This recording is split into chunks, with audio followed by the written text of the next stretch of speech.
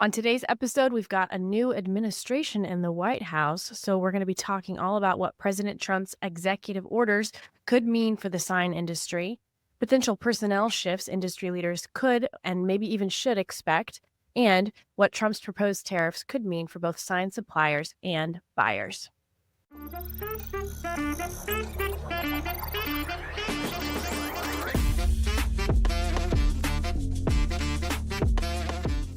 Hello, everybody. Welcome back to the Innovation Room podcast. I'm your host, Tori, here with my co host, Jonathan.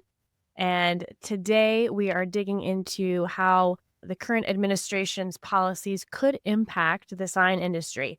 And first, we just want to note that we understand that this topic is a little bit charged. And so we want to be clear that what we're going to be talking about today is strictly just to touch on how the new administration's policies might impact the signage industry.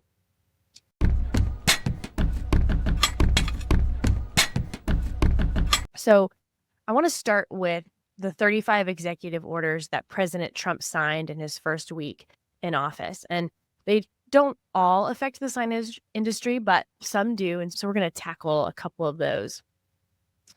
And something we've talked about on the podcast quite a bit before is artificial intelligence, right? It's the hottest topic. Everybody's talking about it. And President Trump is no exception. That's been, it was a part of his campaign. And so one of the first executive orders that he signed is called Removing Barriers to American Leadership in Artificial Intelligence. And so, Jonathan, can you tell us a little bit about what this executive order is all about? Yeah, so it's kind of pushing for, American dominance in AI innovation. It's calling for directors and offices to establish a plan and to quote, to promote human flourishing, economic competitiveness, and national security. So it's really like trying to showcase the US as one of the AI leaders so we don't end up, behind China, sorry, not Japan. Yeah. American dominance is probably the best way to categorize Right. or define what the purpose of the order is. And obviously, we all know, as we've seen over the last couple of years, AI is changing at an unprecedented rate. Um, like constantly, even the stuff we talk about today may not even apply tomorrow. Um, Yeah. Or so that's especially with the release of the DeepSeek that everybody's talking about now yes. that came out of China, that essentially they're claiming that they made it for pennies on the dollar for what was made by other companies. So it's really Right.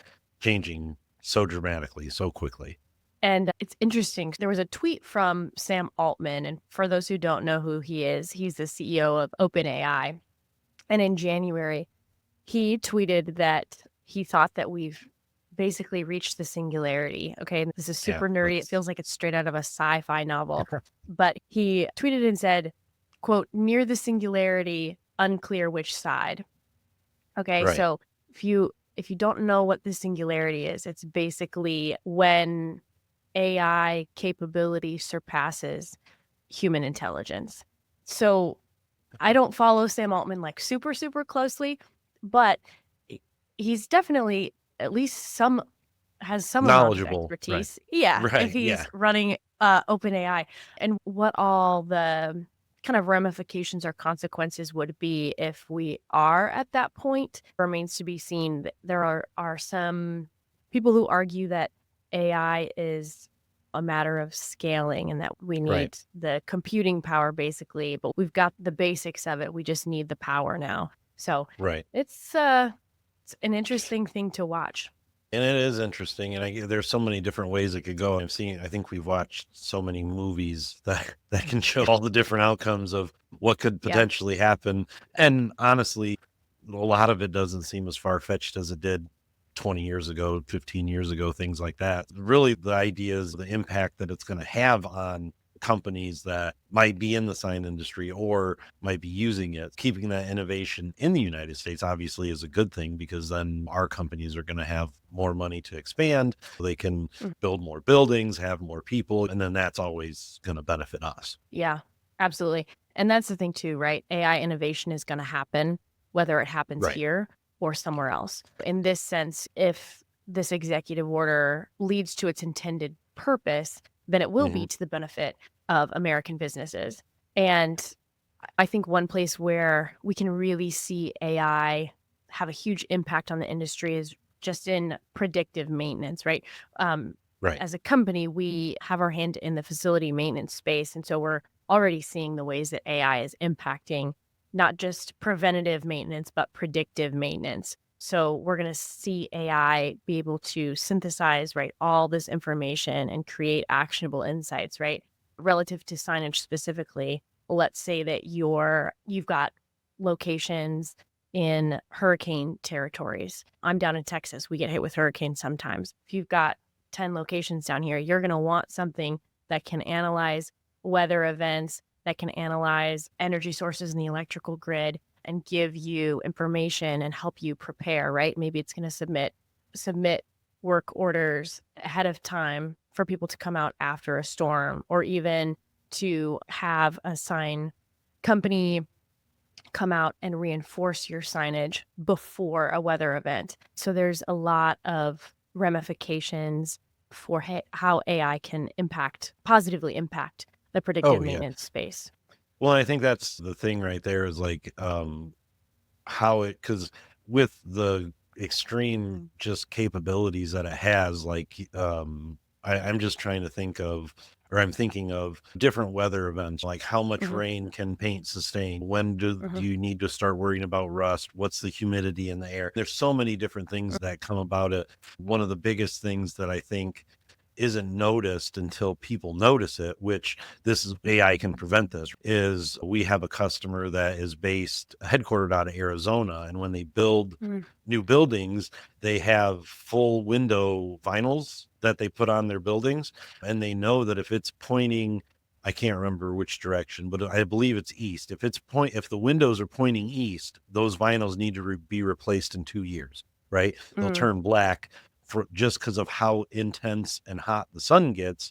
And mhm, AI can easily, you can plot where your buildings are and it can easily tell you like, hey, this is starting to fade because it's had X% of UV exposure because it hasn't had cloudy days, and it can pinpoint mhm, everything down to the most narrow. So you don't have to worry about your vinyl getting too faded. And then it's only when a store manager, or not even a store manager, because over time you get used to that. Oh, it's faded. It's fading just little bits by little bits until it gets really bad. You don't really notice it. But somebody that doesn't see it every day, they're going to say, oh, they don't care about their graphics, right? Because look mhm, how faded that is.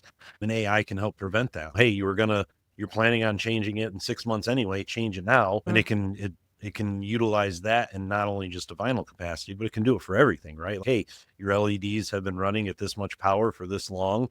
They're due to be replaced in 3 months. You're going to be fixing this anyway. Why don't you fix it now? So there's tons mhm. of benefits that AI can have, especially in the maintenance portion. Yeah, 100%. The other component of this that it ties into the next executive order that we want to talk about, but like I mentioned before, there are some AI experts out there that say AI is a matter of scaling, right? It's going to require really a tremendous amount of energy to power artificial intelligence capabilities. And so the other important component about AI innovation happening here in America is that we have to have the energy infrastructure in order to power it. So if you want AI to be able to have the capability to analyze your entire sign program and help you with predictive maintenance, right? And for AI to be able to impact industries in all the ways that we anticipate it will be able to, we gotta have energy in order to do that. Um, so that's where the next executive order, it's called Unleashing American Energy. That's where this one comes into play. And President Trump did sign 3 executive orders that are specifically related to energy, but this one kind of speaks to energy needs the most broadly. And by the way, everybody, we're going to include links to these executive orders that we're talking about in today's show notes, so you can take a look, read them for yourself at those links. Basically, Unleashing American Energy, this one is the idea here is to reduce regulation on the energy industry. And it wants to promote more use of resources on federal land. So, analyzing energy consumption right now, what can we do to deregulate it to make it cheaper? Right. Well, yeah, and I think with this having such broad implications, we're just talking about if this were to happen, none of the side effects per se, right? That could be perceived of happening because, yeah, the more energy we have, the cheaper it's going to be for everybody. The more signage you can have, the brighter you can light your letters. Mhm, And then on top of it, the cheaper the energy, the more powerful AI you can run. So it's like you stack things on top of each other to mhm, try and make yourself as efficient and cost effective as possible. mhm. Yeah, absolutely. The executive order also calls for a plan to establish what's called an interstate energy transportation, or what's called interstate energy transportation, an infrastructure that also Right. helps transport energy, which ideally makes energy cheaper. So, Right. all these executive orders are all like Jonathan was saying, are contingent upon whether or not they actually work. But in an ideal world, if they are effective, this is what it leads to. So, sign manufacturers are going to see lower energy costs for themselves. Ideally, the goods that and the where you're sourcing your materials from, all that stuff gets cheaper too because their energy costs are lower. So again, in an ideal world, Right. Well, this and makes the everything hope less is expensive. right. Yeah. And then it really depends on scale, right? Like how much is Mhm. the scale and how much is it going to make it cheaper? Because if we only save $5 a month on our energy bill, that's not really a savings that we can pass on too well Right. by the time it gets through everything. So yeah, a lot of it turns into we need to see what happens and how it is affected. But yeah, ideally, it should be better the cheaper things get. Yeah, absolutely. Okay. The third executive order that we want to touch on is it's called the America First Trade Policy. This one is aimed at creating trade and economic policies that prioritize American citizens and businesses. I'm sure everyone has heard President Trump, whether it was during the campaign or once he was established in office, talking about tariffs. And this Right. was something for me that was I didn't know a lot about them before hearing him discuss them. And so it seems like a lot of the conversation around it is very much nothing is set in stone, right? Right. All this stuff would need to be there's a little bit more than signing your name on the dotted line to make stuff like this happen. But I know originally in our show notes, y'all, we had included that President Trump had floated the idea of a 60% tariff on Chinese goods. I don't even think that's not even the conversation at this point. That's how quickly the conversation around this is changing. So, Jonathan, do you have more updated information? Yeah, like as of yesterday, it seems like the China tariffs has taken a back seat, and then it just got delayed 30 days, the 25% tariff on Mexico and Canadian goods. So ideally, yeah, tariffs are complex and it really depends on where you're getting things from to manufacture signs or where you're having your signs manufactured. Like China is a huge player in the LED market. I couldn't even venture a guess of how much, but it's got to be a very high percentage of LEDs that are made in China. So Mhm. we don't have the capabilities to make them as quickly and as efficiently here. So if that were to take effect, it's like it could increase those prices. But depending on where you source from, there are a lot of people that do source their channel letter sets and different signage from China. And so this would be a huge impact on the sign industry, Mhm. especially for we're local. We have our own sign manufacturing here in South Bend. And I'm not sure how much we might import products that we use, but it would really change the game if there were tariffs specifically around our industry, if it increased it by 60%, because then that would now all of a sudden the extremely cheap prices you're getting out of China for manufacturing, those would no longer exist. And hopefully smaller companies like ours that manufacture here in the US would be able to benefit from that. But again, like you said, it's changing so fast. I haven't heard about Chinese tariffs in a month now, and it's really going to be uh, what are we going to see next? Yeah, and the Lord only knows, I think, is Right. what Yeah. we have to say to that. But it seems like the intent of the tariffs is to bring manufacturing back to America. Right. So it's probably not a bad idea for sign companies to look, at least Oh, investigate American absolutely. manufacturers for your different materials. It might be a little bit more expensive than what you've got going on right now, but it's probably not as expensive as a 60% tariff. Yeah. Um, No, and that's one of the Worth things that looking into. and I think that's one of the things that I would imagine most sign companies were looking at, and I know that me and the owner and our manufacturing manager looked at, let's say this does happen and all of these things do happen. How are we impacted? And we actually weren't going to be impacted too much. So it's like the Mm, LEDs, yeah, I think everybody's going to see that because it's just such a high percentage is made in China. But if that goes across the board, then everybody's at the same playing field at that point. mm, But the rest of the stuff that we were looking into just didn't seem like it should, um, really impact us to the extent it could impact others. If we're only getting 15 to 20% of our stuff from China, and others are getting 80 to 85%, it's mhm. going to hit them a lot harder. Yeah, for sure, for sure. Definitely something that if you're in Right. the sign industry, really any industry, Yeah. tariffs are gonna impact you if they go forward as has been discussed by the current administration. Yeah, absolutely.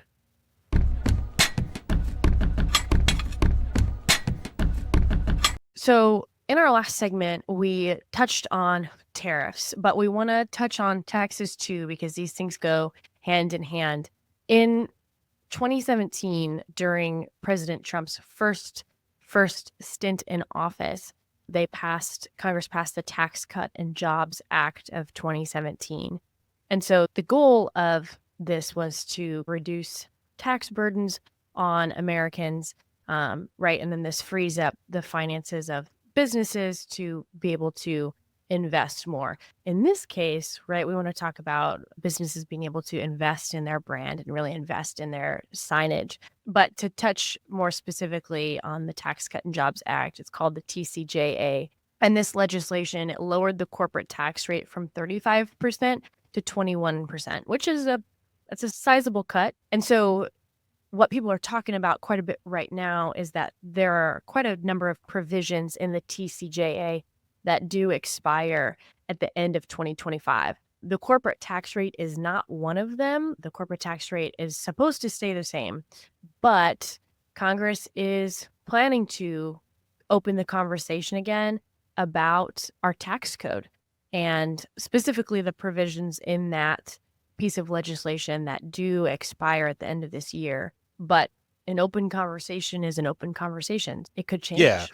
And I think that's the big thing to remember is that even though they aren't set to expire, doesn't mean that they can't change, right? If you're looking at one part of the Jobs Act, I'm sure they're going to look at absolutely everything. Ideally, it'd be better if we kept it at the 21%, just because then our business is all around companies, right? Every sign industry, the more money that businesses have to spend on anything is going to be better because then we can convince them that they should spend it on their signage to Mhm. get more people coming to their business and look better and have higher quality. It's one of those where it could have a definite impact on the sign industry if it does end up getting raised back up to that 35%.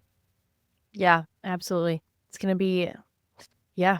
We were talking before we started the podcast today just about how interesting the next couple of years are going You're to right. be just in observing what happens in all these different spheres.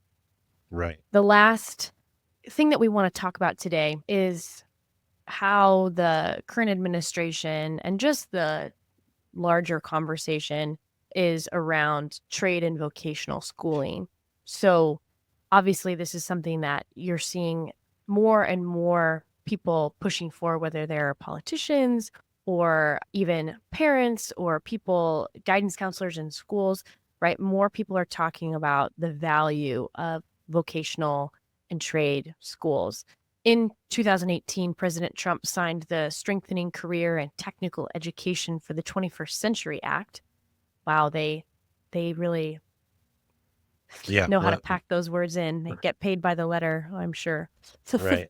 um, so So in 2018, President Trump signed that into law, and this reauthorized the Carl D. Perkins Career and Technical Education Act.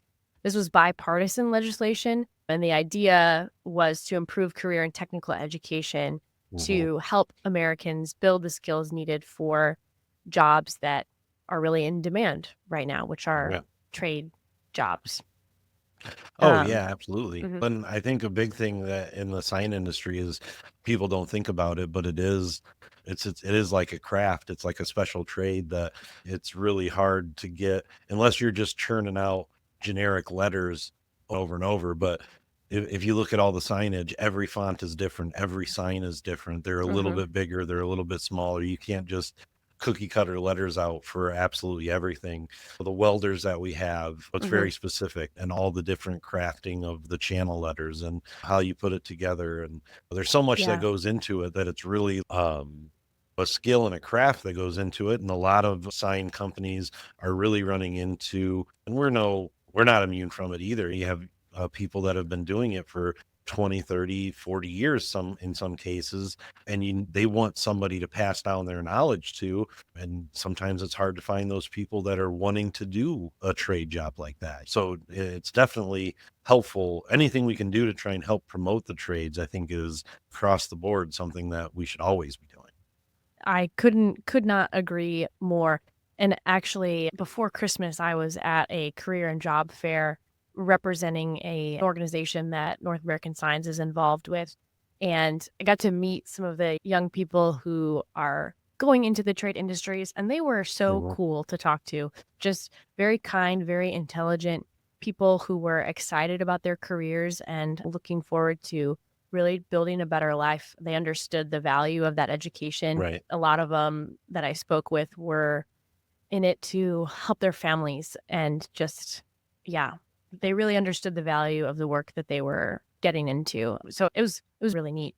So a couple of weeks ago, I listened to an interview with a guy named William Hertling, and William Hertling is a former HP programmer.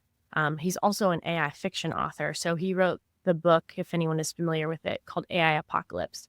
He wrote it in 2012, and have not personally read the book, but what I understand about the content is that a lot of the predictions that he wrote about in that book are playing out right now, which is a little bit a little bit unnerving. But part of what Well, he that's what talks we were about in the just book. yeah, that's what Go we were ahead. just saying. Like the some of the Yeah. fiction that was talked Mhm. about in the past might It's be foreshadowing. happening. Yeah. Yeah, exactly. So, relative to this conversation about trade jobs, though, it's a lot of people are concerned about the robots are going to take my job, right? There, people are very concerned about how AI is going to impact job availability for not just Americans, but people all over the world. And so he predicts in this book that the last jobs that are going to be made obsolete by AI include a lot of these skilled trade jobs, right? So, plumbers, firefighters, construction workers, folks who work in healthcare, and maybe not even necessarily doctors, but like nurses, medical assistants, PAs, stuff like that. So, these skilled trade jobs are really going to have a lot of sustained stability despite what we're concerned about happening with AI. So, if job security is important to you, maybe the trades are, a good path to look into. It's certainly worth it for sign companies and other businesses that require skilled trade workers to promote. Um, Yeah, well, it's going to be important. and I think the big thing in why AI would probably be that would be the last group because it's all skilled, right? It's not the assembly line where it's just, oh, you're putting this screw in the same spot every single time. AI is very easy to take those over. But when you've got, I'm just thinking we're having our kitchen remodeled, and if the sink is just a fraction of an inch off to the left, it's not a standard procedure, right? Now the plumber has to move pipes and do things a slightly different way. The sink will have to sit in a different way, the faucets. So it's like all these things are interconnected. And it's one of those things that you get with experience. And how does, Mhm. now, not saying AI can't figure that stuff out, but it's gonna have to learn with experience over time of doing those repetitive things. Not repetitive, sorry. It is a repetitive thing, but it's not all the same situation, right? There's different situations where you have to use a different pipe here and a different pipe there, and then if this is leaking, and troubleshooting, I think, is probably the biggest thing where, yeah, surgery can be performed, but then all of a sudden this starts bleeding and you don't know what to do. I don't want a robot, just trying to figure it out. I'd rather have the human there to look at it, use their skill to say, yes, I've seen this before. It happens sometimes. Here, I got to fix it. And, there is certainly a number of diagnostic applications for AI, even if you're thinking about diagnosing a problem with your car, or in the medical field, you can use AI to evaluate people's symptoms, people's medical histories, to help figure out what's going on with them or what's going on with the vehicle. But as far Right. as actually doing the work you don't, at least if it were me, I don't know that I would want an AI machine doing open heart surgery on me, Right. or right? Exactly. Like, I want a person to do Yeah. that. And so even if there's diagnostic applications, right? Even if the AI could tell you, hey, the pipe is a half inch off, Correct. you still need someone to actually Right. confirm that and then do the work, right? So these skilled trade jobs are going to have a ton of stability as we move into the future. Not to mention they're pretty well paying jobs in a lot of True. Yeah. arenas, and I think that's definitely a part of the skilled trades that people overlook quite a bit, is that you can make some pretty good money. Even like when we here at my house, when we have to have plumbing work done or anything, it's usually like a couple day wait because there's so much demand for that kind of work, and fewer people have the skills to address those issues at home, Right. right? Like if Well, there's a and plumbing issue, yeah. I will not be the one to fix that. Right. Shit. Exactly. Well, and that's I think what we've seen in the past is all of a sudden everybody's going into skilled trades, then nobody's going into higher education, which Yeah. skilled trades is higher education. It's just not book education, I guess is the best way to put it. It'd be ideal if maybe we could utilize AI to figure out what's that right balance of where we're going to be losing, because the sign industry, I mean, installers, everything is a skilled trade because it's not cookie cutter the same thing every single time. And you have to know how to act in different situations when you're mounting channel letters up on the wall and all of a sudden there was a beam that was supposed to be behind here and now it's not there. And how do you mount to this? And what Hmm. do you do in this situation? And now you got to troubleshoot and make it happen. Yeah, absolutely. In the sign industry, right? We've got the guys that manufacture our signs. We've got folks who are electricians who help us with Yeah. installation, right? All kinds of different trades pour into the sign industry and pour into a lot of different industries. So I just want to encourage sign companies, be active in your communities, help promote trade jobs, vocational schools in your communities. I think that's a thing that is often overlooked. There are probably more trade schools or trade opportunities in your area than you think there are. Yeah, just want to encourage people, be on the lookout for those, see how you can partner with those schools to help them provide quality education experiences for their students, help them get prepared for the next phase of life. Can your company provide apprenticeships for some of these students? Different things like that are really important to look into. Right. No, absolutely. I agree.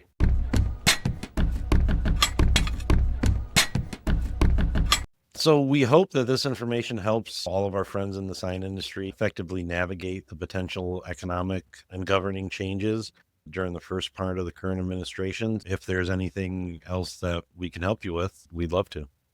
Yeah, absolutely. Thanks, y'all, for joining us today.